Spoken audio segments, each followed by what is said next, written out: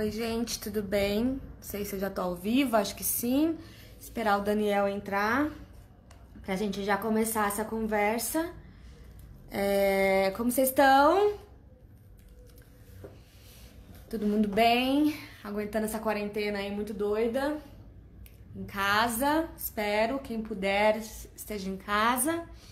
Hoje a gente vai falar com o Daniel, que é um dos principais nomes aí da luta indígena, né? E também escreve livros infantis.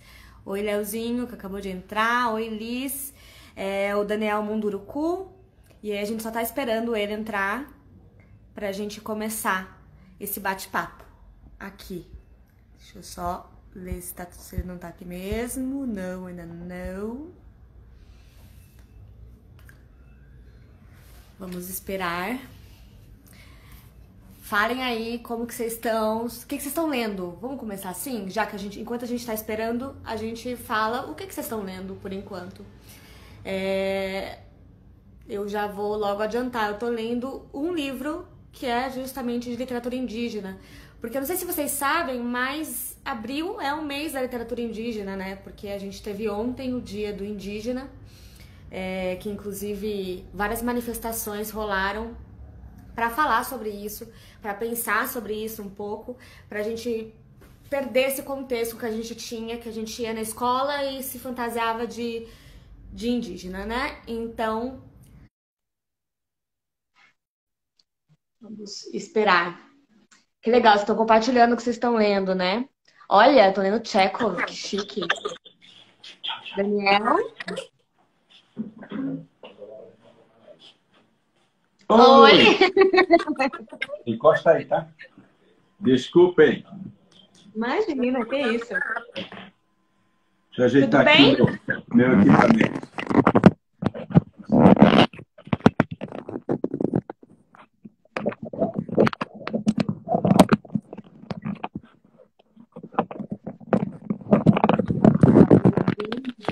Agora. Um segundinho. Você tá me ouvindo bem? Tô tudo bem. Tá. Então eu vou colocar o fone de ouvido. Se tiver algum problema, aí eu coloco. Tá bem. Você tá me ouvindo tranquilo? Tu tá jóia. Tranquilo. Gente, vocês estão ouvindo todo mundo bem? Se tiver alguma falhinha, vocês falam que aí a gente tenta adaptar. Então, vamos começar. Tudo bem, Daniel? Bem-vindo. Muito obrigado. Muito obrigado pelo convite, pela oportunidade de conversar aí com você, com os seus fãs, com os fãs da CBL, né? Muito obrigado. Que legal, que ótimo. Ontem eu estava falando com o pessoal aí que ontem a gente teve um dia que tá todo mundo tentando ressignificar, né? Exato. Sem dúvida, esse dia 19 de abril é uma data icônica, né? Porque ela sempre entrou no imaginário das pessoas como o dia do índio, né?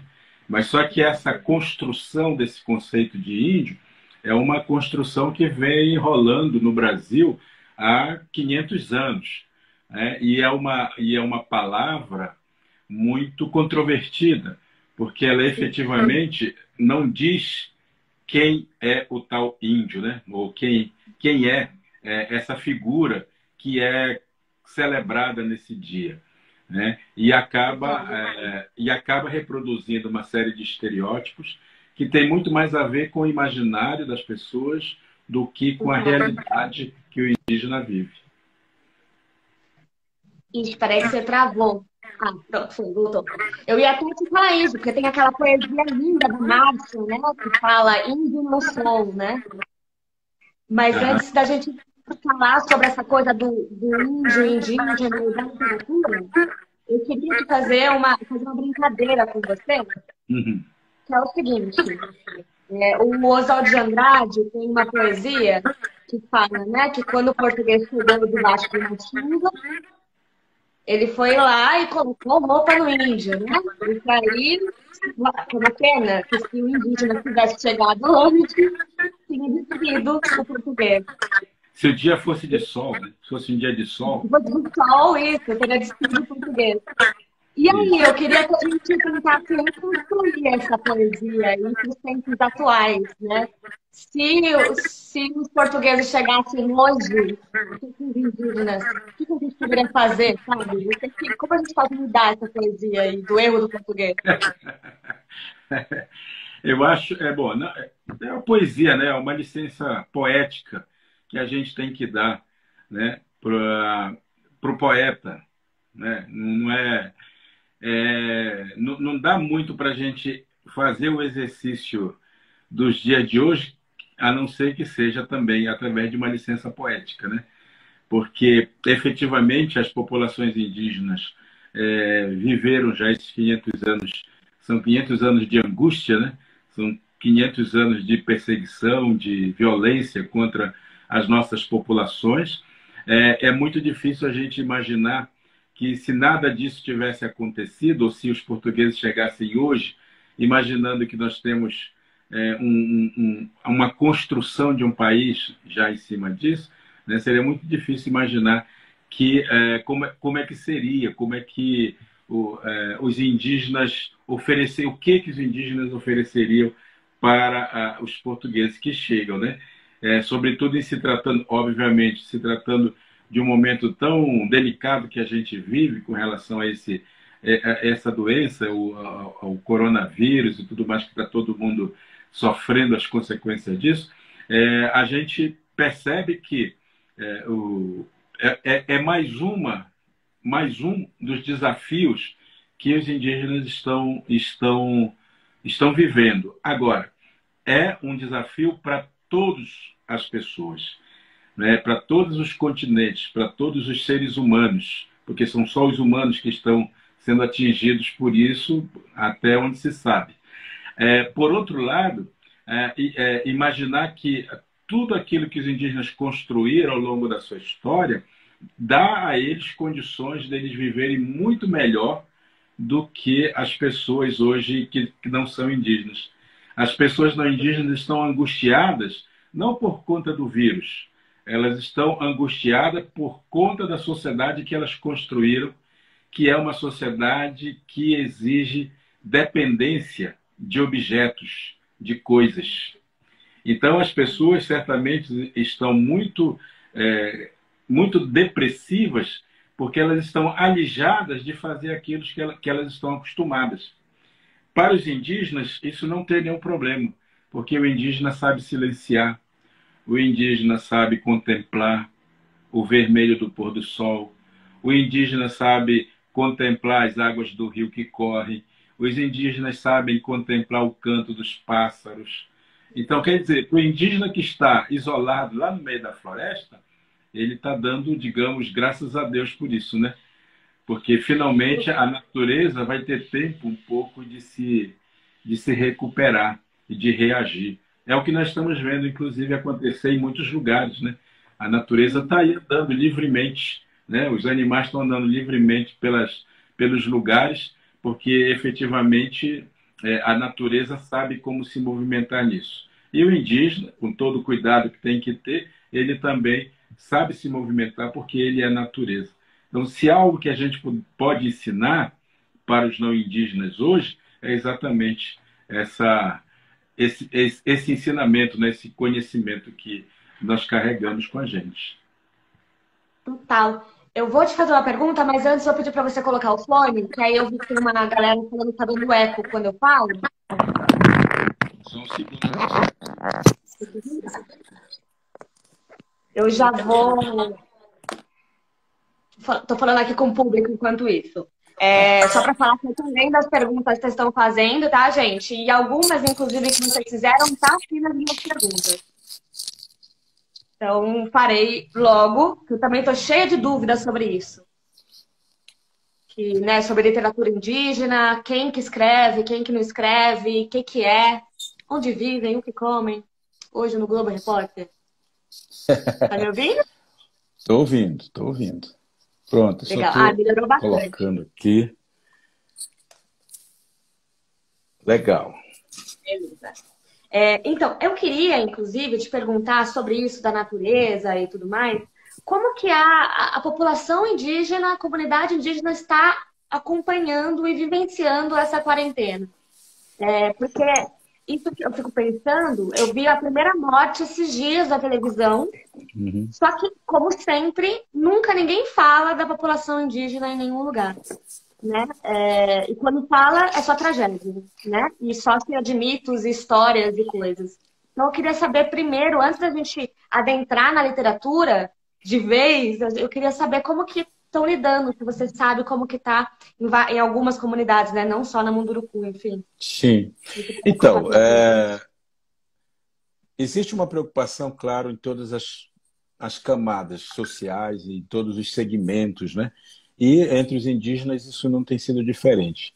Tem sempre as pessoas que estão mais conscientes e mais antenadas com essa questão mais global, que estão fazendo um trabalho de atenção, campanhas para que as pessoas se isolem mais, para que as pessoas não fiquem trafegando de um lado para outro, entrando nas aldeias, indo para a cidade ou coisa parecida. Muitas das comunidades fecharam as entradas de suas comunidades e estão elas mais isoladas de fato, né? E com isso também cria-se um pouco de dificuldade, porque algumas dessas comunidades estão muito próximas de cidades e dependem já da cidade para poder sobreviver com alimento, compra e vendem coisas também. Depende muito do dinheiro, da economia. Também elas criam um pouco, têm um pouco dessa dificuldade, mas sabendo, e bem conscientes, né, de que é, elas precisam viver mais isoladas possível para que o vírus não venha para a comunidade. E por que que isso é ruim? Porque os indígenas vivem em comunidade. Lá não existe nenhuma possibilidade de você viver isolado das pessoas. Quando uma pessoa adoece, todo mundo vai visitar essa pessoa. É da cultura. É da cultura. A gente não vive em apartamentos que se tranca e não, né? E tudo bem. Individualmente, Nas né? Exatamente. Nas comunidades, não. Nas comunidades, as pessoas estão tão acostumadas a se relacionarem umas com as outras, a dividir coisas, né, a trocar e tudo mais, que é muito difícil controlar esse acesso. Então, o ideal é evitar que o vírus chegue na comunidade, porque se chegar, pode ser uma tragédia. Agora, com notícias gerais, nós temos assim o conhecimento de 3 casos de indígenas que já morreram, né? Todos eles ainda muito próximo das cidades, portanto não tem um perigo assim de ir para as aldeias e tudo mais. Mas agora recentemente, final de semana agora, uma terceira vítima foi um jovem não mais do que 40 anos, do povo Baniwa, que faleceu, né? Portanto, é uma doença que pega assim na juventude também, né? A juventude está padecendo disso. Juventude porque uma pessoa de 40 anos é relativamente jovem e tem e foi uma notícia bem triste para a gente, porque é uma pessoa que a gente conhece e uma pessoa que tinha uma participação social, né, um engajamento social muito muito bonito. Inclusive ele estava ensaiando agora lançar o seu primeiro livro, né? E a gente estava acompanhando um pouco esse processo e de repente a gente vê esse irmão aí indo embora em função do vírus. E deixa eu te fazer uma pergunta em relação à comunidade, a tudo isso, né? Você viveu um bom tempo, você cresceu na comunidade Munduruku, e aí você mudou e foi para a cidade, né? Estudou e tudo mais, e hoje vive em Uhum. Lorena, certo? Isso, exato. No interior de São Paulo. E você costuma falar que em Munduruku não existe a palavra futuro, né? Porque você está falando de uma língua que é de experiência, de Uhum. prática, de presente. Sim, isso. E aí, e você tem 52 livros, é isso? Lançados? 52, por 52 enquanto. livros, por enquanto, né? E nesses 52 livros, eu queria saber como que você adapta essa linguagem, né? Como que você fala da sua experiência para pessoas que não têm, talvez, a experiência E também, às vezes, os próprios indígenas, as próprias pessoas, os próprios mundurucus que vão ler também os seus livros, como que é essa tradução para você de linguagem? Como que funciona? Você tem um estilo que você quer ligar? Enfim, queria que você falasse um pouquinho do seu processo de escrita. Então, como eu vivo também muitos anos já na cidade, naturalmente eu estudei, enfim, aprendi as coisas, né? Aprendi o português que se fala na cidade, digamos, um português mais, mais fácil, né? Mais prolixo, assim. Eu domino bem a língua portuguesa. É sempre, e eu escrevo em português também, eu sempre procurei fazer essa tradução, digamos, do pensamento indígena com a literatura que eu produzo, né? Com a literatura que eu faço. Eu não tenho uma rotina de escrita, eu não sou uma pessoa disciplinada, né? Eu não sou, até porque eu parto justamente desse conhecimento. Eu sou um ser do presente. Planejar o que eu vou fazer é tentar trazer o futuro para o agora. Planejar é tentar dominar um tempo que eu não tenho, né? Então, eu deixo um pouco a história tomar conta de mim, ela me presentear. E aí eu passo a produzir algo que eu queira comunicar para as pessoas. Então, quando eu falo do tempo, por exemplo, do tempo ocidental, que é esse tempo mais quadrado, né? O tempo que nos joga para o futuro, porque É nos o tempo da obriga. cidade, né, do relógio. Isso é o tempo do relógio, é o tempo da produção, é o tempo da riqueza, é o tempo do acúmulo de bens, é o tempo, inclusive, de a gente correr atrás do tempo, porque dizem que aqui tempo é dinheiro, né? E aí a gente vive o tempo inteiro nessa loucura de construir algo, porque aqui tudo isso está baseado numa única ideia: nós não podemos ser felizes agora. Nós Uhum. só poderemos ser felizes um dia quando tivermos tudo aquilo que desejamos conquistar. Aí sim seremos felizes, aí teremos uma aposentadoria muito boa aos 100 anos, aí nós teremos o carro que a gente sonhou, a casa que a gente sonhou, mas aí a gente olha para trás e diz: do que vai servir isso?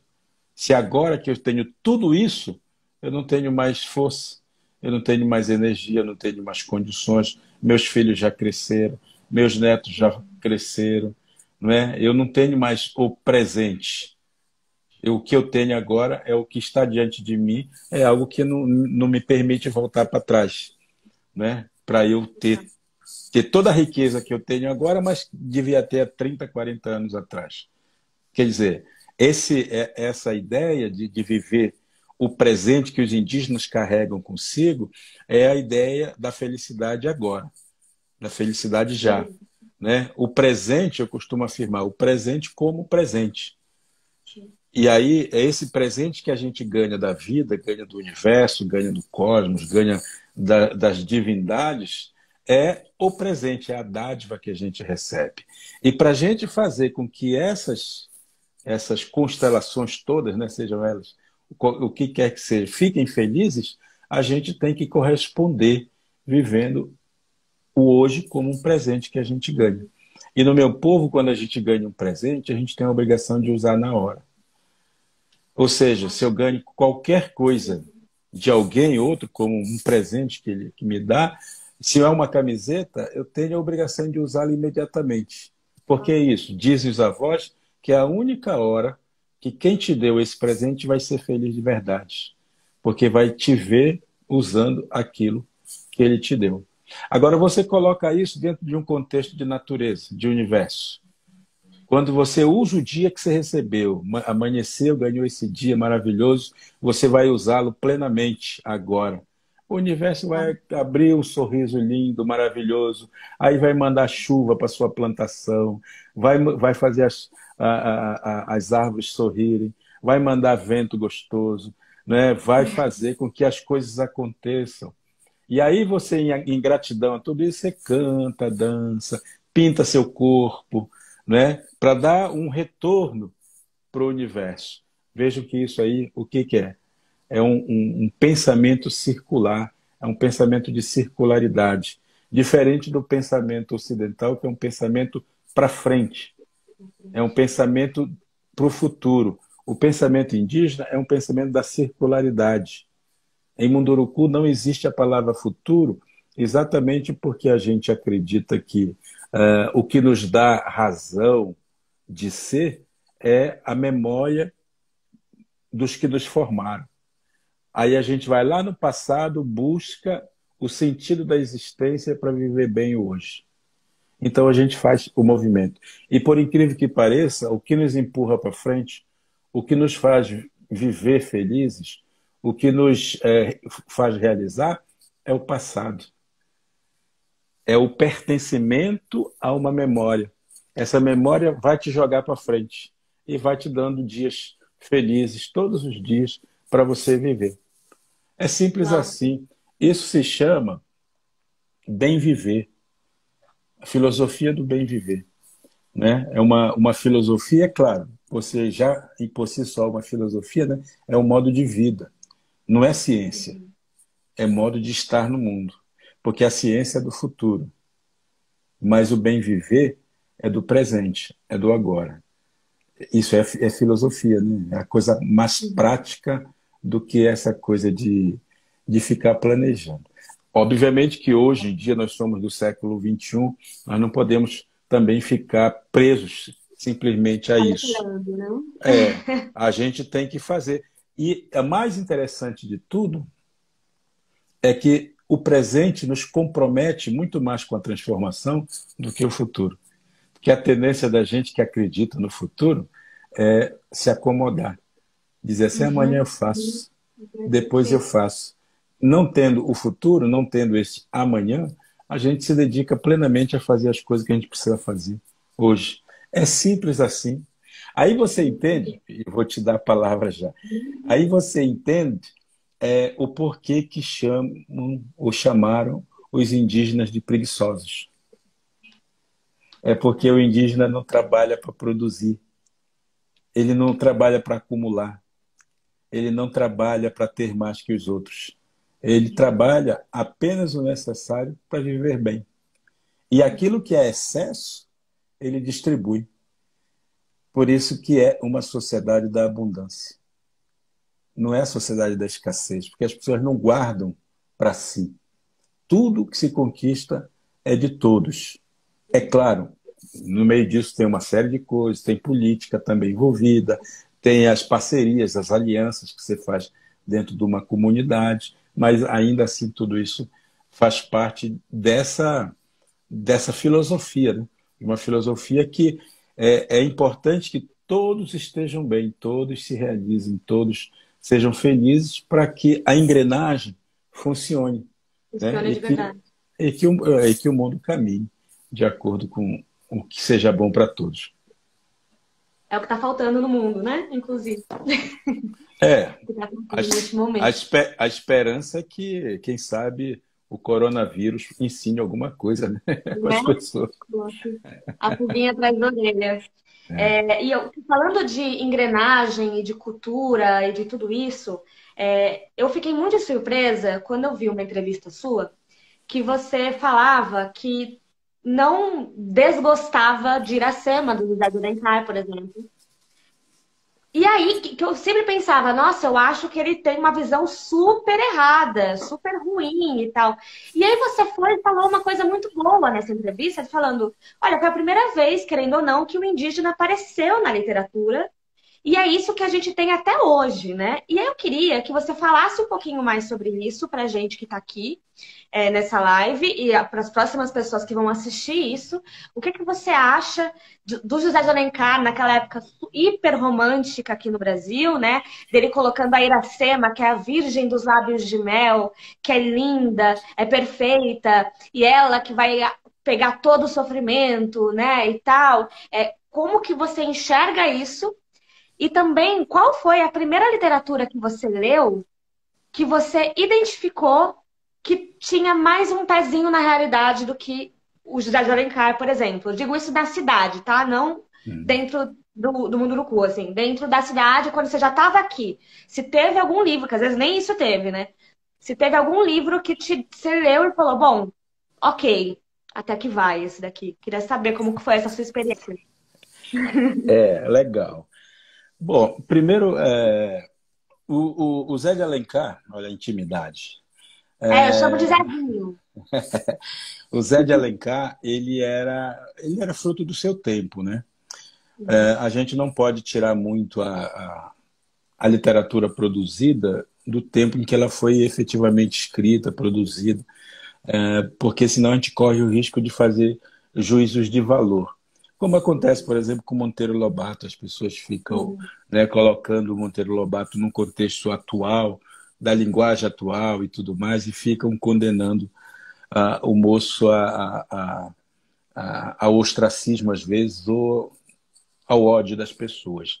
Eu acho isso extremamente complicado, né, de fazer, porque senão a gente se torna aquilo que a gente não gosta nos outros, né? A gente acaba fazendo aquilo que a gente não gosta que as outras pessoas façam com a gente. Então é muito importante a gente levar em consideração o tempo, né, em que o Zé de Alencar viveu e como ele foi instigado a produzir uma literatura daquele jeito. Então, vale lembrar que o tempo histórico que ele viveu no século XIX era um momento de construção de identidade brasileira. Né? E certamente o que naquela ocasião, e talvez eu diria até hoje, mas o que naquela ocasião aparecia de uma forma muito mais evidente era a figura do indígena. A figura do indígena como a alma do Brasil. Porque é o povo originário, é o povo que estava aqui mesmo antes dos europeus chegarem. Portanto, eram aqueles grupos humanos que tinham toda uma tradição, uma cultura baseada na oralidade, inclusive, e ser baseado na oralidade significava que alguém, quando dava a palavra, não voltava atrás. Então, eram alguns valores que já naquela época, no século XIX, né, a história brasileira que estava se formando ali não levava muito em consideração, né? Por conta das questões políticas, das questões religiosas, das outras questões todas que por ali estavam.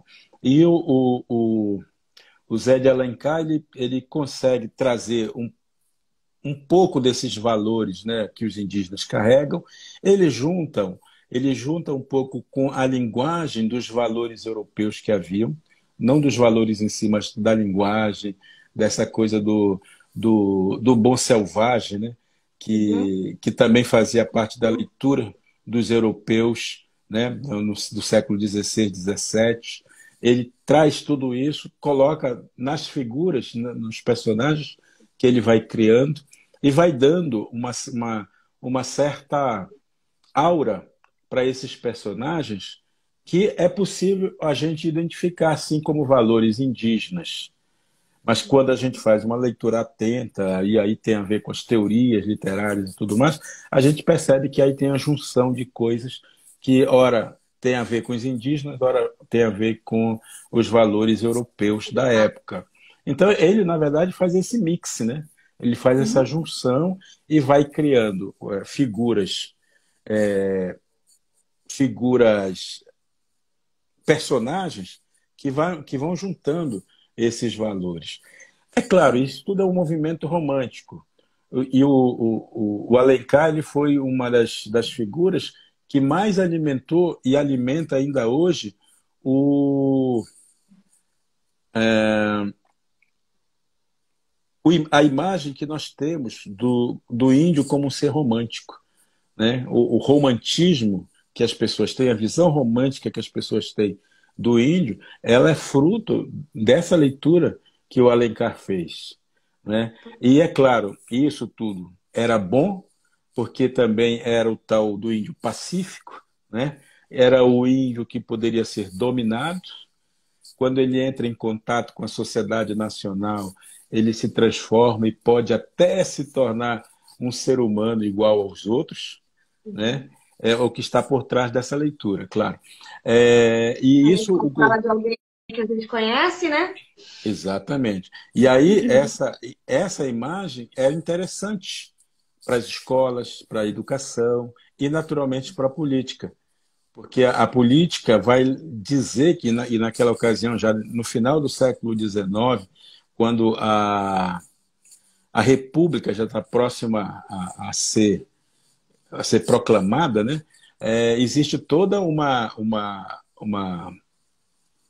visão filosófica, que é do positivismo, né, que estava baseada na teoria da evolução do Darwin, né, e que era uma doutrina filosófica que pensava, imaginava que as pessoas, elas sendo colocadas em determinadas situações, elas iriam evoluir para algum lugar, iam ser mais humanas, né, iam se transformar mais gente, como hoje, né, o Cramunhão fala ainda, Exatamente. o Cramunhão de Brasília. Pois é. Ele Fica acaba mais normal, reproduzindo né? essas coisas. Então, e por que que são pessoas como ele que falam isso? É porque essa é uma doutrina que foi muito adotada pelos militares brasileiros desde o começo do século XX. Né? E é no começo do século XX, quando a República já existe, é que vão tentar fazer a união do país, das várias regiões do Brasil, né? Porque até então se falava São Paulo, Rio, Minas e o sul do Brasil. O centro-oeste quase não era conhecido, o norte quase nunca era conhecido, então era necessário fazer essa ligação. Essa ligação era feita pelas redes telegráficas, né? Os telégrafos, que os mais jovens não sabem o que é mais, né? E essas redes telegráficas tinham que ser colocadas para unir o norte ao sul do Brasil, tinham que ser colocadas no meio das florestas. E aí o governo republicano ele cria, então, essa empresa, né? Uma empresa que vai fazer essa ligação, uma empresa telegráfica, que depois vai se transformar no SPI, Serviço de Proteção ao Índio. O SPI é dado para gestão, né? Para coordenação do Marechal Cândido Rondon, né, que é o grande personagem do século XX, na minha visão. Ele, lá, o dia 19 de abril, né? Não, depois. Coisa, não? O dia 19 de abril ele só vai aparecer para nós em 1943. Tinha a ver, claro. Não, mas tinha a ver com ele, porque ele assume em 1910 e a SPI vai continuar existindo até 1967. Em 64, os militares dão o golpe. Em 67, eles criam a FUNAI para substituir o SPI. Né? E a FUNAI vem com um outro objetivo. O SPI tinha o objetivo que era de deixar de cuidar dos indígenas. Né? Na época, eles chamavam de índios. Né? Dos índios. E esses índios, ao serem contactados, a recomendação do Rondon era que não se mexesse com eles, mas era oferecer a eles condições de conhecer a nossa sociedade, para que assim eles evoluíssem naturalmente para essa ideia de humanidade. Exatamente. Os critérios de normalidade. Em 67, quando a FUNAI é criada, ela muda essa visão. A FUNAI entra com a visão militar também, né? O Rondon era um militar, era do Exército. Os militares assumem em 64 e 67, eles mudam a FUNAI, só que a FUNAI aí nasce com outro objetivo, que é a integração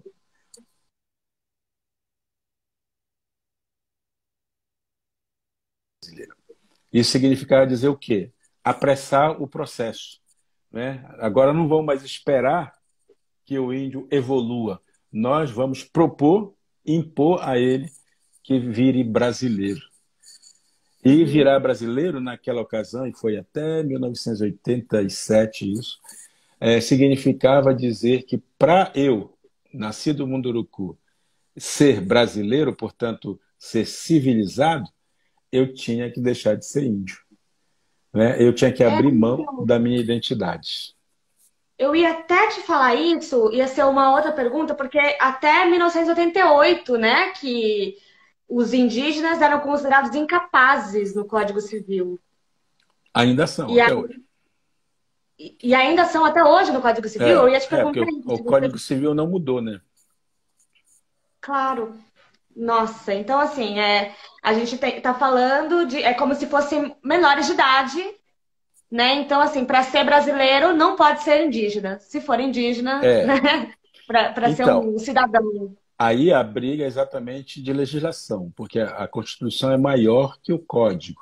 No código. Então, em princípio, a Constituição de 88 definiu que os indígenas são brasileiros legítimos, e por serem brasileiros legítimos e por anterioridade, ou seja, terem 500 e tantos anos de história, eles têm Uhum. direito a, a um tratamento diferenciado pelo Estado brasileiro. É nessa ocasião que nascem os direitos indígenas, o direito a uma educação diferenciada, o direito a tratamento de saúde diferenciado, o direito à terra demarcada, né? Ou seja, o direito de permanecerem indígenas. Tá certo? Indígenas.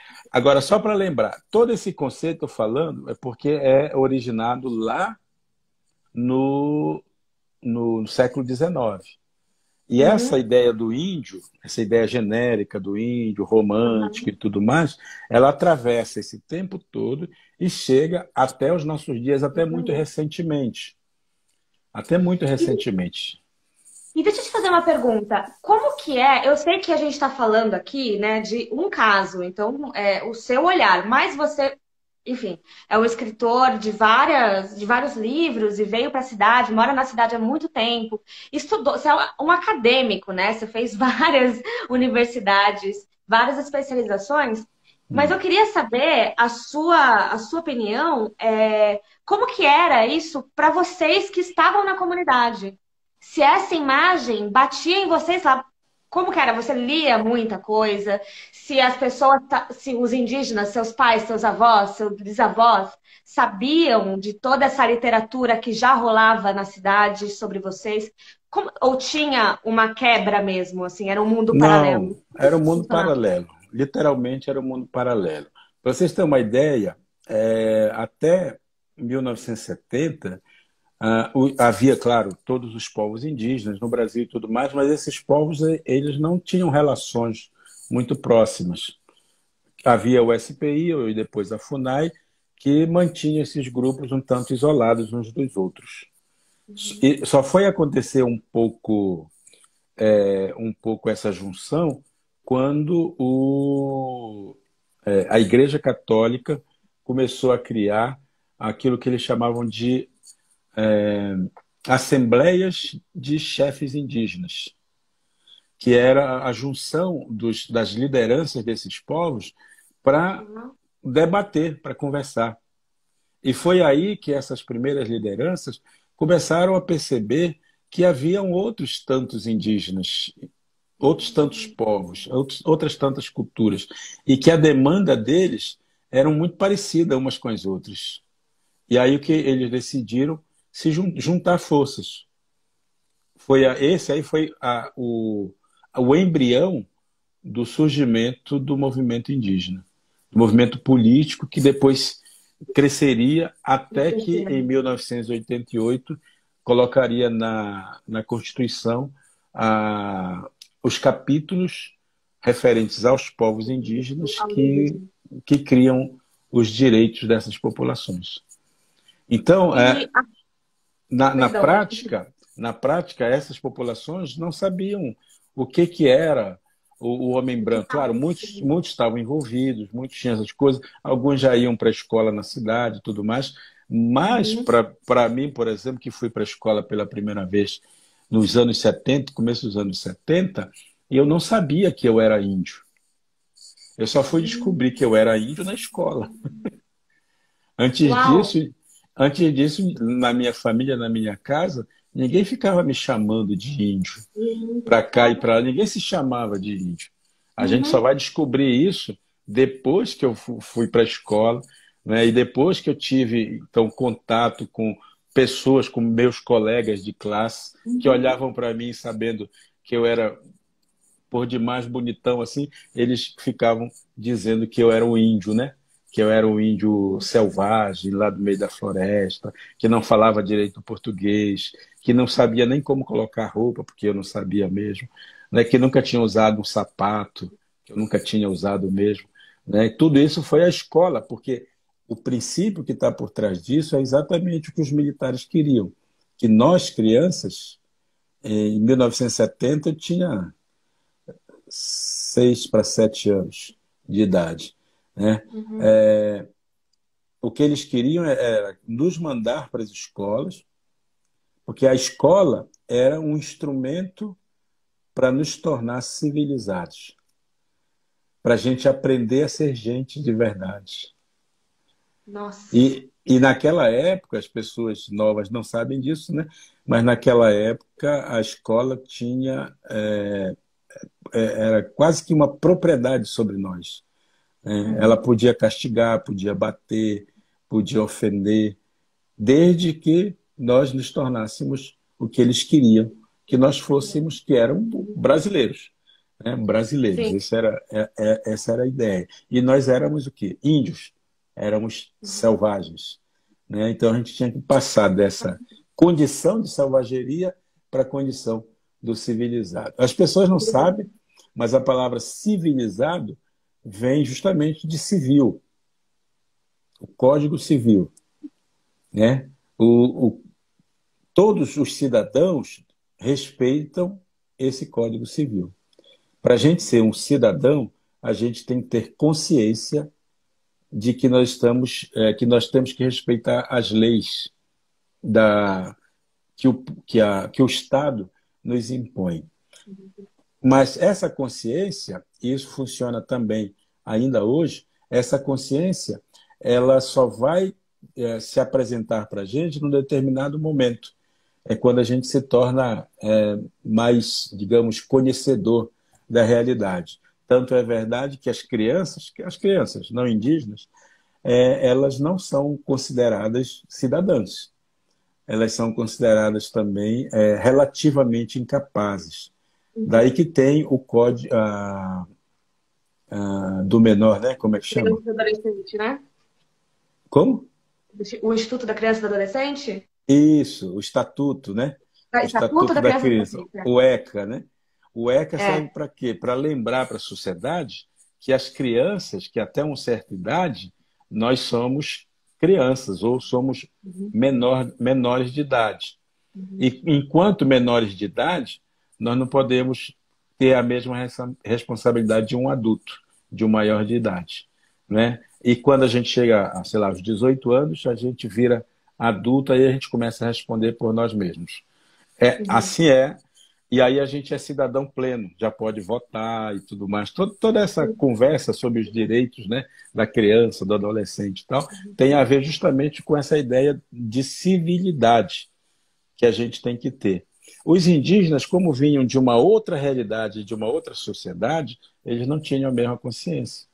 Não conheciam esse código. Então, eles tinham que ser civilizados, ou seja, se tornarem-se cidadãos. Passar por esse crivo social. Isso, passar por esse, digamos, esse ritual, né? Para a gente se tornar o tal brasileiro, que era a coisa mais linda do mundo. Né? Ser brasileiro, poder morar embaixo da ponte, ter um lugar na favela garantido, essas coisas que todo mundo sabe mais ou menos como é que é, né? E me diz uma coisa, aproveitando sobre essa compreensão que você teve, que quando você chegou na cidade, você entendeu que você era indígena ou índio naquela época, né? O que é a literatura indígena? E além disso, eu fiquei sabendo eu escutei um podcast que falava de outro termo da literatura indígena, que é quando tem personagens indígenas, mas feitos por pessoas não indígenas. Indianismo. Indigenista, né? Não, indianista. Indianista. Isso. O indigenista é outra coisa. Tá. Então, como que Então, é a literatura, o que que é literatura indígena e como é quando não é um indígena que fez essa literatura?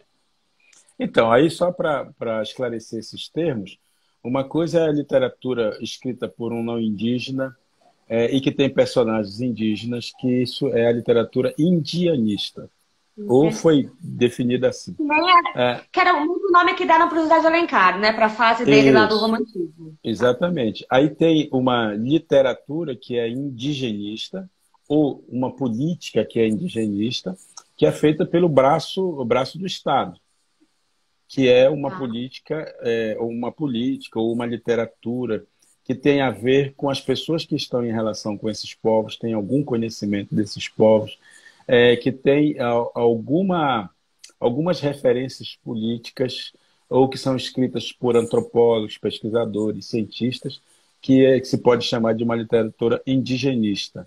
A literatura, por exemplo, do Darcy Ribeiro, o que ele produziu como literatura, é considerada uma literatura indigenista, porque ao Entendi. mesmo tempo que ele está trazendo as questões indígenas, né, ele está também produzindo uma Uhum. literatura que é também uma forma de fazer política, Entendi. né? Então ele é um sabedor, um conhecedor da questão indígena. Tem muita gente que escreve com personagens indígenas que não conhece nada da cultura. Esses são aqueles que reproduzem os estereótipos, inclusive. Tem muita gente que faz isso ainda hoje. E a literatura indígena é a literatura escrita, produzida por pessoas que são indígenas, ou que pertencem a uma determinado povo, ou uma determinada etnia, como gosta de pensar a antropologia, né? Nunca o termo tribo. O termo tribo não é um termo adequado para se referir a essas sociedades. Mas, então, o indígena que escreve, ele faz literatura indígena, tá certo? Agora, literatura indígena não necessariamente significa dizer que esse sujeito indígena ele vai escrever sempre sobre o povo dele, ou a cultura dele. Não, ele pode fazer ficção sem nenhum personagem indígena, mas o que é a referência é a pessoa que escreve. E se essa pessoa está inserida em uma cultura indígena, é um indígena, então ele está fazendo uma literatura chamada de indígena. Agora, eu digo para você isso, mas eu não sou um teórico, então para mim não faz muita diferença. Eu apenas leio as coisas e, de uma certa forma, reproduzo e interpreto aquilo que me dizem. Perfeito. E aí, só porque o nosso tempo está acabando, então eu vou fazer duas perguntas em uma só. Tô muito triste. Tava falando aqui, gente, me dá mais tempo para falar, que eu tenho um monte de perguntas. Mas eu queria saber, sobre o folclore de maneira geral, que eu sempre tive essa curiosidade, e eu acho que muita gente também tem. Se o folclore que a gente tem acesso, quando eu digo a gente, eu digo a gente branca, né? Eu que sou branca, eu tenho acesso a folclore, Saci Pererê, Cuca, e Uhum, assim, alguns eu sei a origem, outros eu não sei a origem. E pode uhum. ser que seja de algum povo, seja de alguma coisa que eu não sei como que é. E aí eu queria saber de onde vem esse folclore e como é o folclore indígena, se você. Porque você escreve literatura infantil, né? Como que você trabalha com isso para na tradição oral também, né? Que eu sei que vocês gostam muito da literatura que é contada, você se identifica como professor. Isso eu também achei super interessante, que você é um monte de coisa, mas você gosta da palavra professor, né, para se identificar. Isso É é verdade. lindo. Porque é isso, você deu uma aula pra gente hoje nessa live, né? Então é muito bonito isso, que é só o professor que consegue fazer isso. É. Então, como que é levar o folclore, levar os mitos, essa tradição para fora e as diferenças culturais? E aí, quando a gente for finalizar, eu vou pedir para você indicar alguns livros e alguns indígenas, enfim, alguma literatura indígena, para quem não conhece nada e quer entrar nesse universo, quer entender mais, porque às vezes erra por falta de acesso, por falta de procura. E aí a gente vai entregar agora na mão, vai falar, leia isso, que é muito bom. Legal. Primeiro, ó, lembrar que professor é aquele que professa. é aquele que professa a sua fé, a sua esperança no ser humano. O professor é aquele que acredita, né? Acreditar no outro significa você dar crédito na capacidade que o outro tem de se humanizar cada vez mais ao entrar em contato com o conhecimento, com os saberes.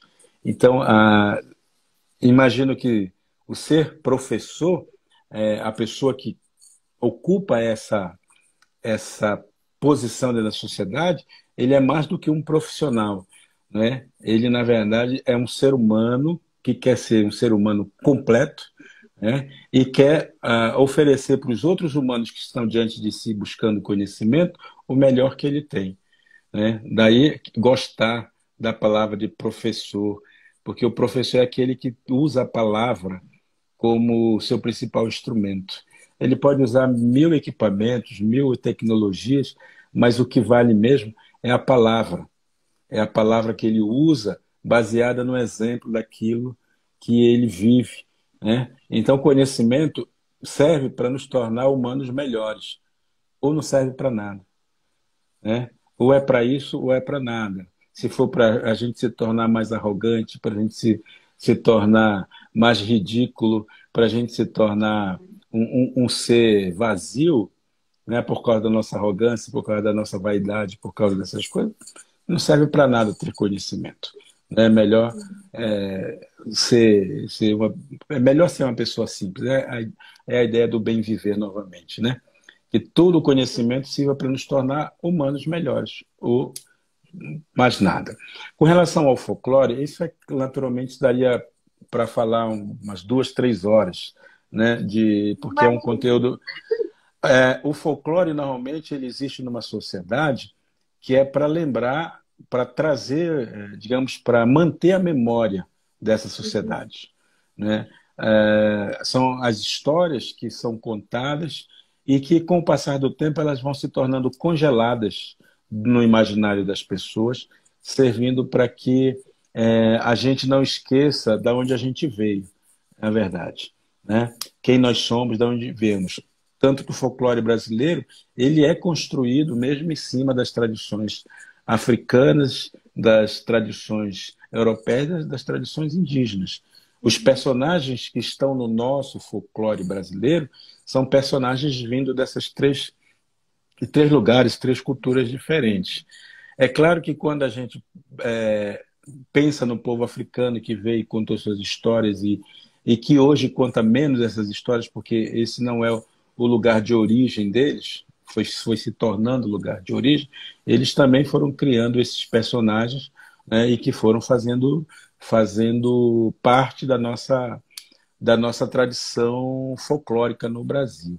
Quando a gente pensa nos personagens indígenas, você falou do Saci, ou do Curupira, né, o Boitatá, tudo isso que mula sem cabeça, que tem até palavras em tupi, são às vezes, né, nomes em tupi, no tupi antigo e tudo mais.